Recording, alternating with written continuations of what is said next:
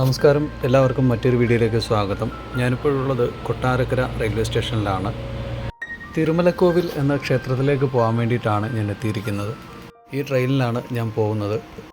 കൊട്ടാരക്കര മുതൽ ചെങ്കോട്ട വരെയുള്ള കാഴ്ചകളാണ് ഈ വീഡിയോയിൽ ഉൾപ്പെടുത്തിയിരിക്കുന്നത്. തിരുമലക്കോവിൽ ക്ഷേത്രത്തിലെ കാഴ്ചകൾ അടുത്ത വീഡിയോയിലായിരിക്കും ഉണ്ടാവുക. തീർച്ചയായിട്ടും നിങ്ങൾ അതും കാണണം. 2 പാർട്ടായിട്ടാണ് ഈ വീഡിയോ ചെയ്തിരിക്കുന്നത്. വീഡിയോയ്ക്ക് കുറച്ച് ലെങ്ത് കൂടുതലുള്ളതുകൊണ്ടാണ് 2 പാർട്ടായിട്ട് ചെയ്തിരിക്കുന്നത്. കൊല്ലത്ത് നിന്നും ചെങ്കോട്ട വരെയുള്ള യാത്ര, അതും ട്രെയിനിൽ, വളരെ നല്ലൊരു അനുഭവമാണ്.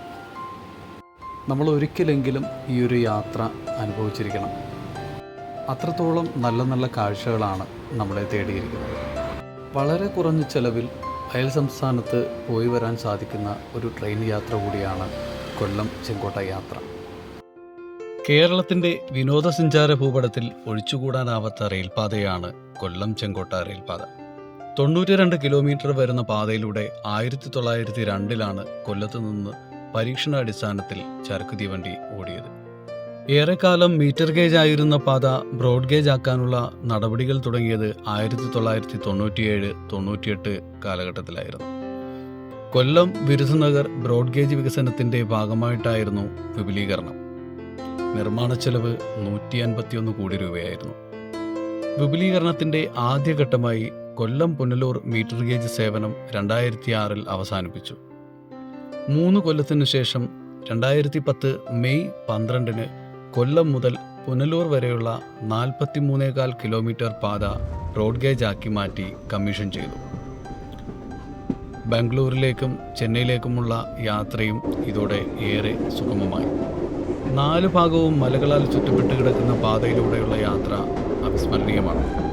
അക്ഷരാർത്ഥത്തിൽ പ്രകൃതിയുടെ മടിത്തട്ടിലൂടെയുള്ള യാത്ര എന്ന് തന്നെ വേണം പറയാൻ. മലയാളത്തിലെയും മറ്റ് നിരവധി ഭാഷകളിലെയുമുള്ള സിനിമകൾക്കും പശ്ചാത്തലമായിട്ടുണ്ട് ഈ പാത. ആര്യങ്കാവ് ഇറങ്ങി ചെല്ലുമ്പോൾ വലിയൊരു എസ്വളവ് കാണാം. ഇത്രയും വലിയൊരു വളവിൻ്റെ ആവശ്യം ഇവിടെയുണ്ടോ എന്ന് സ്വാഭാവികമായും ആരും സംശയിച്ചേക്കാം. അതിന് പിന്നിൽ ചെറിയൊരു കുട്ടൻസ് ഒളിഞ്ഞുകിടപ്പുണ്ട്. പണ്ടുകാലത്ത് കള്ളക്കടത്ത് സാമഗ്രികളുമായി ചെക്ക് പോസ്റ്റ് കടന്നു വരുന്ന വാഹനങ്ങൾ പിടികൂടുന്നതിനായാണത്രേ ഈ വളവ് നിർമ്മിച്ചത്. കേരള സംസ്ഥാനത്തിൻ്റെ തെക്കൻ ജില്ലകളിലെയും തമിഴ്നാട്ടിലെ ചെങ്കോട്ട വിരുധനഗർ ജനങ്ങളുടെയും ജീവനാഡിയായിരുന്നു ഈ പാത. 2 സംസ്ഥാനങ്ങളിലെയും ഈ മേഖലകളിലെ വ്യാപാര സമൂഹങ്ങൾക്കിടയിൽ ശക്തമായ ഒരു ബന്ധം സൃഷ്ടിക്കാൻ ഇത് സഹായിച്ചു. തെന്മല വനങ്ങളിൽ താമസിക്കുന്ന ആദിവാസികളുടെയും തമിഴ്നാട്ടിൽ നിന്നുള്ള തൊഴിലാളികളുടെയും അധ്വാനത്തിൽ ബ്രിട്ടീഷ് തേയിലത്തോട്ടങ്ങളും കാപ്പിത്തോട്ടങ്ങളും അഭിവൃദ്ധിപ്പെട്ടു. ഈ പ്രദേശത്തെ ഒരു തോട്ടം സമ്പദ്വ്യവസ്ഥയുടെ വികസനത്തിന് റെയിൽവേ ലൈൻ വളരെയധികം സംഭാവന നൽകി. ചെങ്കോട്ട വിരുധനഗർ ബെൽറ്റിലെ കർഷകർ തങ്ങളുടെ ഉൽപ്പന്നങ്ങൾ തെക്കൻ തിരുവിതാംകൂറിൽ വിപണനം ചെയ്യാൻ ട്രെയിനുകളെയാണ് ആശ്രയിച്ചിരുന്നത്. തമിഴ്നാട്ടിൽ നിന്ന് വൻതോതിൽ പച്ചക്കറികൾ, പലചരക്ക് സാധനങ്ങൾ, പാലുൽപ്പന്നങ്ങൾ തമിഴ്നാട്ടിൽ നിന്ന് കൊല്ലം ജില്ലയിലേക്ക് റെയിൽ മാർഗമായിരുന്നു എത്തിച്ചിരുന്നത്. പാലരുവി, കഴുതുരുട്ടി വെള്ളച്ചാട്ടങ്ങളും തെന്മല ഇക്കോ ടൂറിസം കേന്ദ്രവും ഈ ലൈനിൻ്റെ അരികിലാണ്.